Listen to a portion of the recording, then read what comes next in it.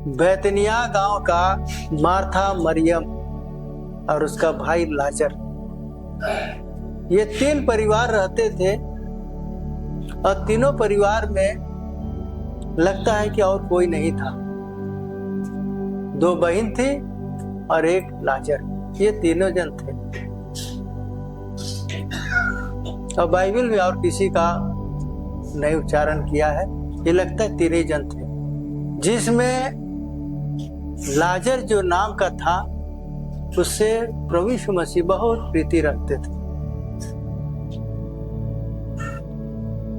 और वही बीमार था। उनके पास खबर भिजवा दिए, हे प्रभु, जिसे तू प्रीति रखता है, लाजर, मेरा भाई लाजर वो बीमार है। ये बीमारी का नाम सुन के प्रभु यीशु मसीह क्या किए? 2 दिन और ठहर गया। 2 दिन तो हो ही गया, 2 दिन और ठहर गया।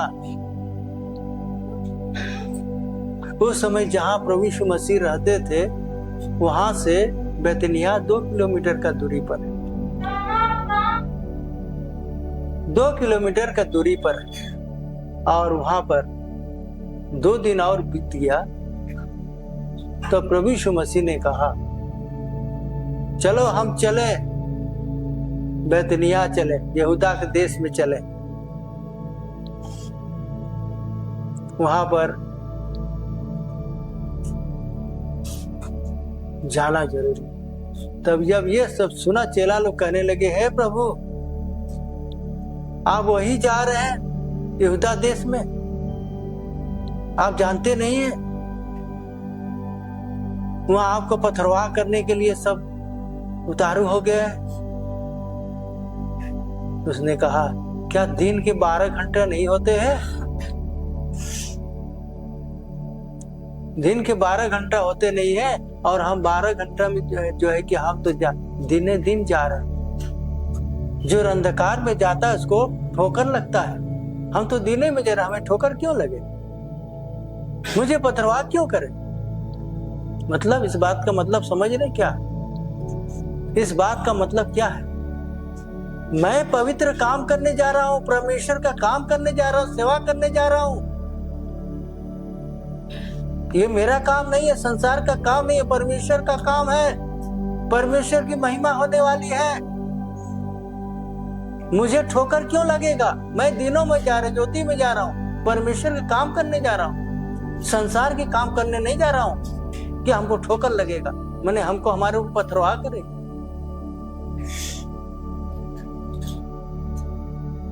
तो चले वहां पर गए। जब वहां पर गए तो क्या करते हैं, बहुतों को भीड़ लग गया है। उन जमाने में जब आदमी कोई मर जाता है उसको संतावना देने के लिए बहुत आदमी जाते हैं, अड़ोस पड़ोस और भी जो जो सुनते हैं सब जाते हैं। लाजर मर गया, लेकिन प्रभु यीशु मसीह ने कहा, यह परमेश्वर की महिमा के लिए है, मुझे वहां जाना है। जब 2 दिन बीत गया, प्रभु यीशु मसीह वहां पर गए, तब से क्या हुआ?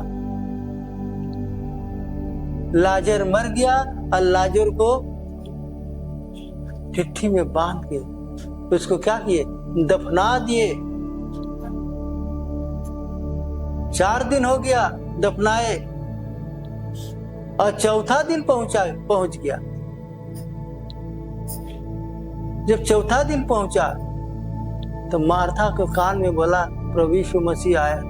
कोई बोला, प्रभु यीशु मसीह का नाम सुन के उठ के गई और जा करके प्रभु यीशु मसीह के पैर में गिर के रोने लगी, हे प्रभु, आज अगर आप वहां होते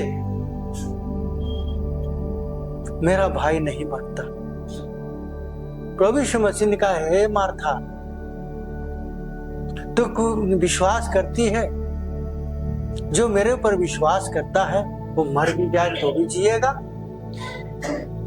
हाँ प्रभु, आप तो जानते हैं मैं आप पर कितना विश्वास करती हूँ। जो आप पर विश्वास करता है मर भी जाता है वह जिएगा। लेकिन ये बात नहीं समझा। इस बात को क्या कहा है? हम जानते हैं जो मर जाएगा अंतिम दिनों में वो फिर जी उठेगा। हे मार्था, क्या तू ये जानती है आदि अंत मैं ही हूं? हाँ प्रभु, हम सब जानते हैं प्रभु। जो मसीह आने वाला था वो आप ही है। जो आप पर विश्वास करेगा अंतिम दिन में जीवित हो उठेगा। क्या तू विश्वास करती है? हाँ प्रभु, हम विश्वास कर चुके। जो आपको विश्वास करेगा वो अंतिम दिन में जी उठेगा। क्या इस बार भी विश्वास है? हाँ प्रभु, मुझे विश्वास है। प्रभु यीशु मसीह क्या कहना चाहता है उसका उल्टा समझे। कहे कि हम भी जानते हैं प्रभु से आप जो कुछ भी मांगेंगे वो पूरा करें। इतना कह कर कुछ चल दे, आगे बढ़े। अब मरियम अभी वहीं थी जहाँ उसकी बहन थी, वहीं मरियम भी वहीं थी। तो किसी ने बोला तेरा प्रभु आए, प्रभु यीशु मसीह आए हैं। तो उठ करके आए, आके उनके पैर में गिरे और वो भी कहना शुरू कर दिए, हे प्रभु, आप अगर होते मेरा भाई कदापि नहीं मरता। ये बात कहा। तो इसके बाद कहने के बाद क्या होता है? वहां यहूदी शास्त्री फरीसी सब लोग रहे। वो सब कहने लगे, अरे जब उससे इतना प्यार करते हैं, ये नहीं हुआ अंधों को आंखें दी, गूंगों को बोली दी, बड़े बड़े चमत्कार काम किए, और ऐसा नहीं होता कि इसका भाई न मरता।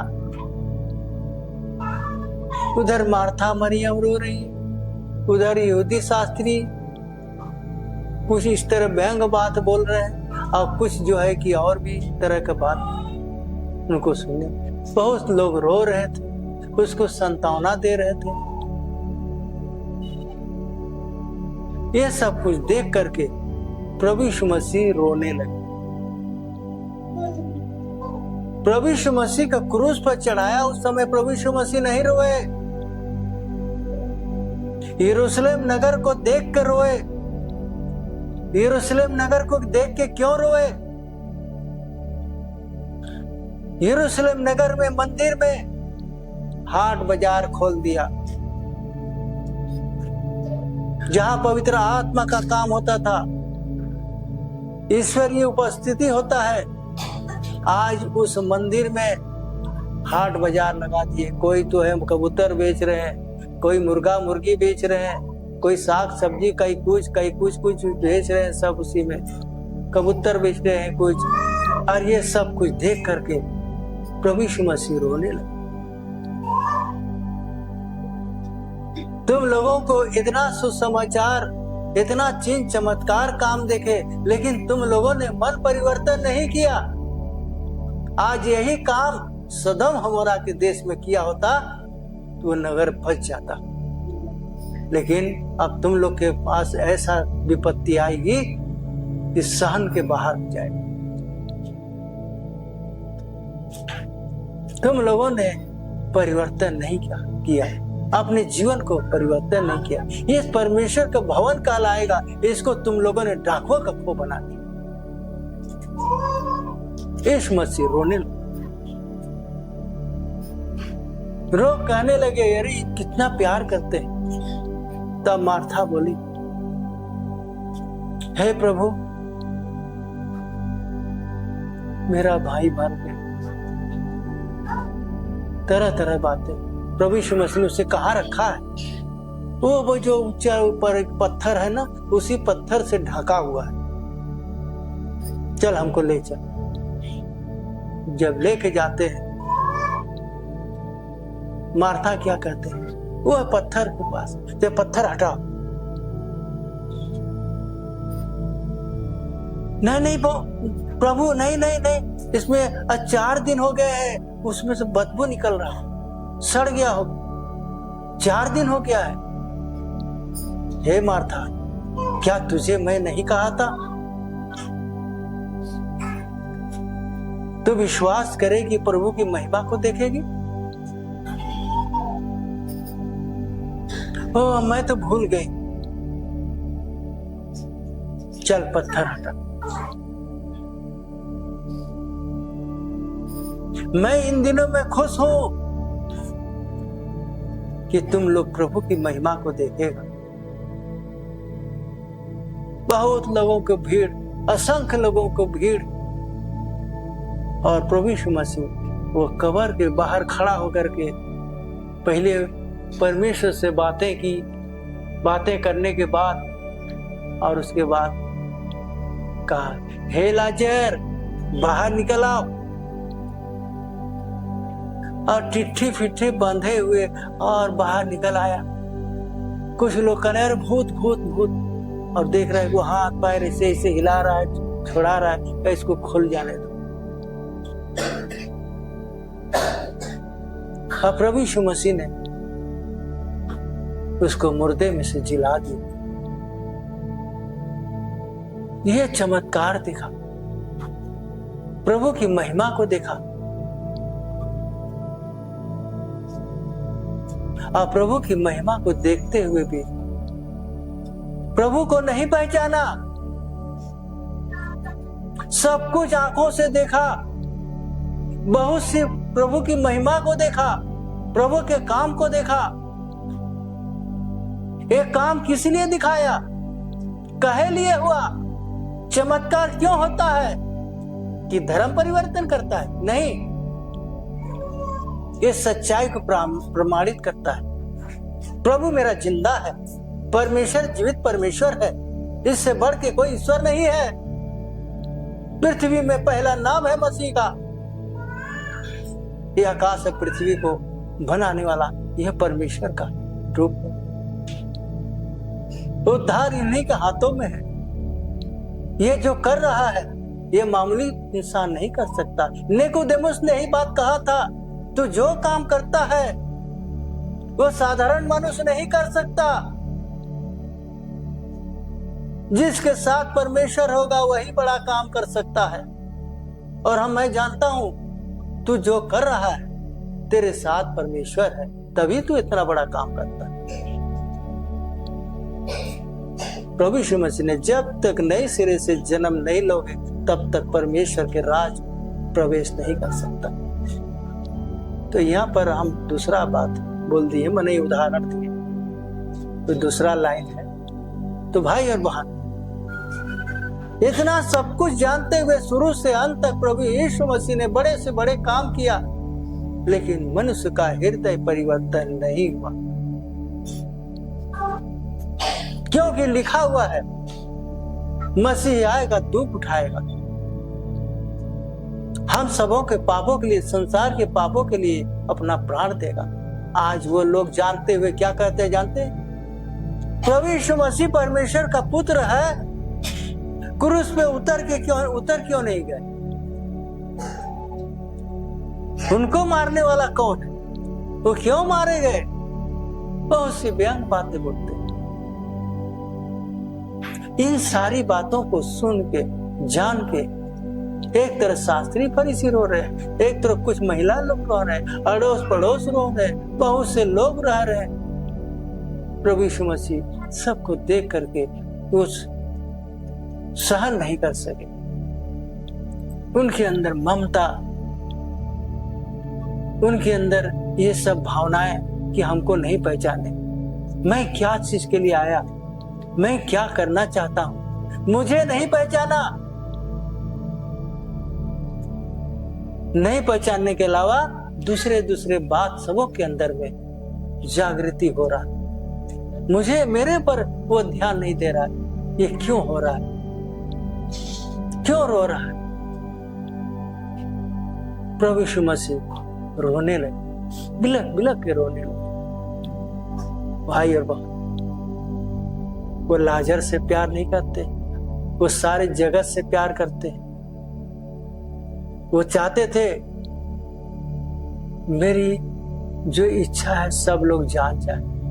उनके सामने बड़े से बड़े काम किए, मुर्दा जीवित हुए, गूंगे बोलने लगे, लंगड़े चलने लगे, अंधे देखने लगे, बड़े से बड़े काम किए कि लोग मुझे पहचाने, मेरे कामों को देख के सीखे, मेरे कामों को देख के मन परिवर्तन करे। लेकिन सबों के अंदर में ये सारी बातें नहीं थी। सारी बातें नहीं थी सबों के अंदर, पहचान नहीं हुआ, नहीं समझे, प्रभु की इच्छा को नहीं जाने, प्रभु इसलिए रो रहे थे। भाई और बहन, प्रभु यीशु मसीह जब आप पहन लिए हैं, विश्वास कर लिए हैं, ग्रहण कर लिए हैं, आप एक दूसरे से जुड़े हुए, कि आप सोच लीजिए अब अलग नहीं है, आप प्रभु के प्यारा बेटा बेटी।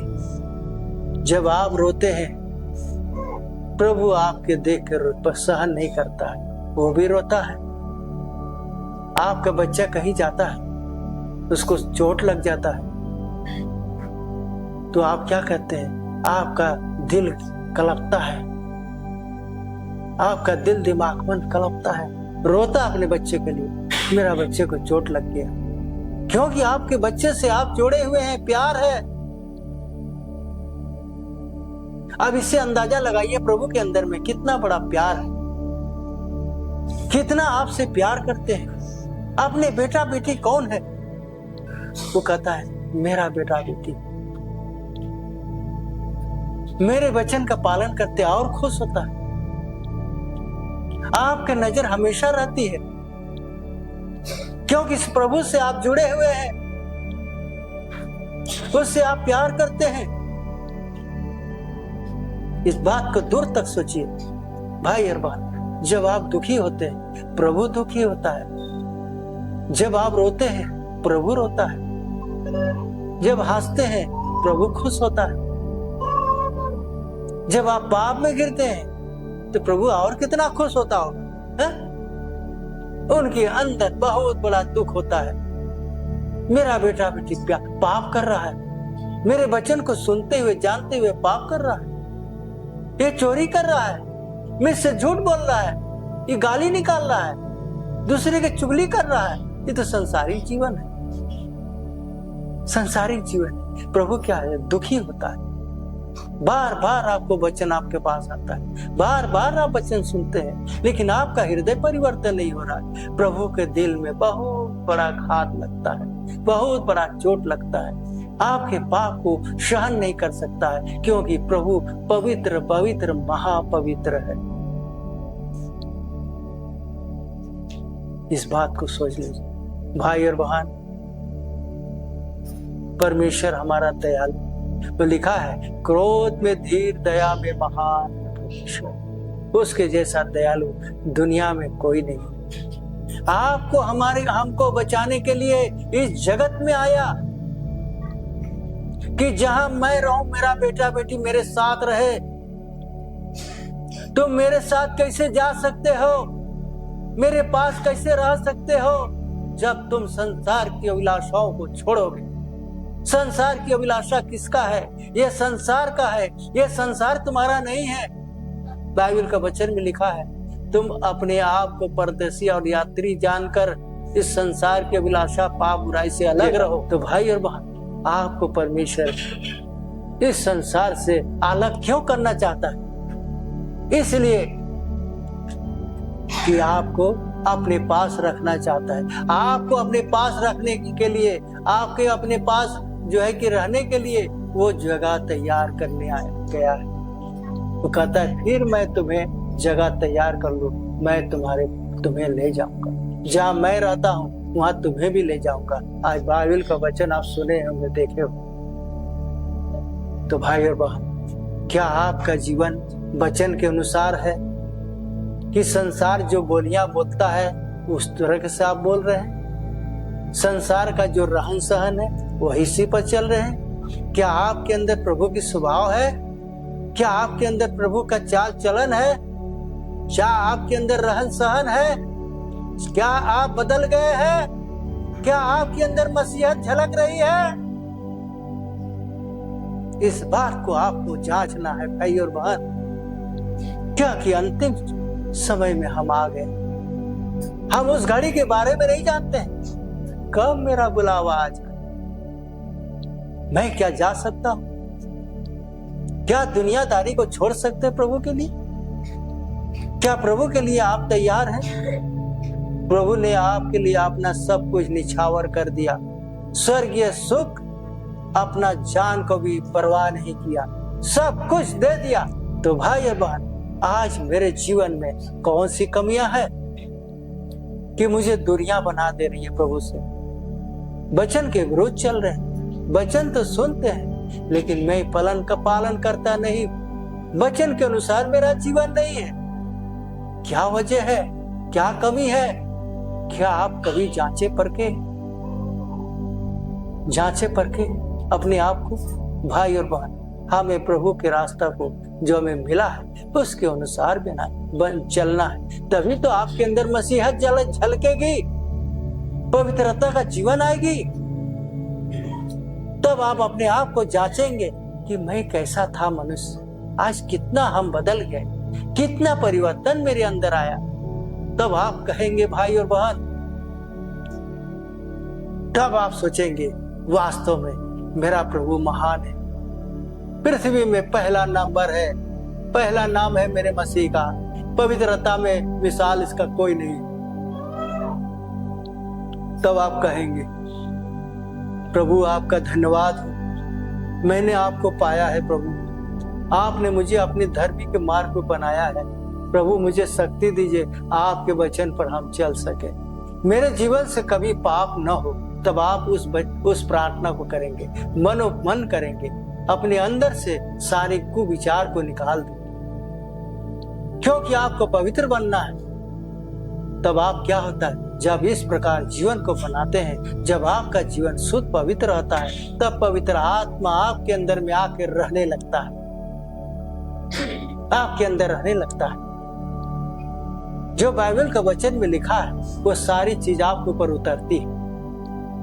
आज बहुत से लोग पवित्र आत्मा के खोजी हैं। भाई और बहन, अगर जब पवित्र आत्मा खोजी है, पवित्र आत्मा चाहते हैं, जब तक आप वचन का पालन नहीं करेंगे, उसके अनुसार नहीं चलेंगे, आपके मुंह से गाली निकलता है, आपके नर से क्रोध होता है, आपसे कोई गलत काम होता है, जब इसके बाद क्या होता है, परमेश्वर का पवित्रता को गिरा देते हैं, खो देते हैं। जब अपने आप को उसमें अटल रहते हैं, उसमें वादा करते हैं, प्रभु हम पवित्रता का जीवन बिताएंगे, मेरा जीवन पवित्रता जीवन। आशीष भरी हाथ बढ़ाइए मेरे ऊपर, मुझे शक्ति दीजिए प्रभु, हम पवित्र जीवन व्यतीत कर सके। जब आप पवित्र बनते हैं तब पवित्र आत्मा आपके अंदर आके रहेगा।